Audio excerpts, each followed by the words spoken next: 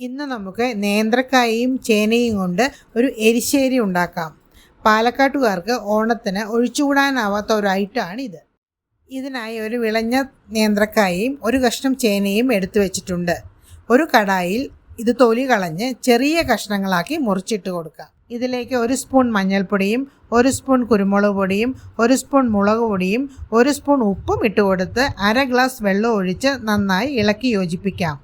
ഇനി ഇത് അടച്ചു വെച്ച് ഒരു 15 മിനിറ്റ് വേവിക്കാം. ഇടയ്ക്കിടയ്ക്ക് ഇളക്കി കൊടുക്കാൻ മറക്കരുത്. ഈ സമയം കൊണ്ട് എരിശ്ശേരിക്കുള്ള അരപ്പ് തയ്യാറാക്കാം. ഇതിനായി 1/2 കപ്പ് തേങ്ങയും 1 സ്പൂൺ ജീരകവും ഒരു മിക്സി ജാറിലിട്ട് നല്ല മയത്തിൽ അരച്ചെടുത്ത് റെഡിയാക്കി വയ്ക്കാം. ഇപ്പോൾ 15 മിനിറ്റ് കഴിഞ്ഞിട്ടുണ്ട്.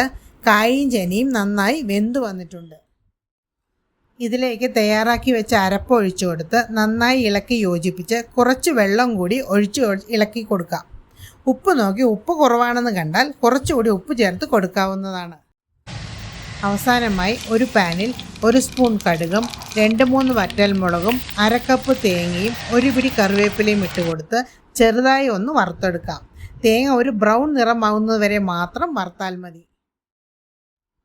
ഇത് തയ്യാറാക്കി എടുത്തു വെച്ച കറിയിലേക്ക് ഇട്ട് കൊടുത്ത് നന്നായി ഇളക്കി യോജിപ്പിക്കാം. അവസാനമായി ഒരു ചെറിയ സ്പൂൺ ശർക്കരപ്പൊടിയും കൂടി ചേർക്കുന്നുണ്ട്. എരിശ്ശേരിക്ക് ചെറിയ ഒരു മധുരം കിട്ടുന്നതിന് വേണ്ടിയാണിത്.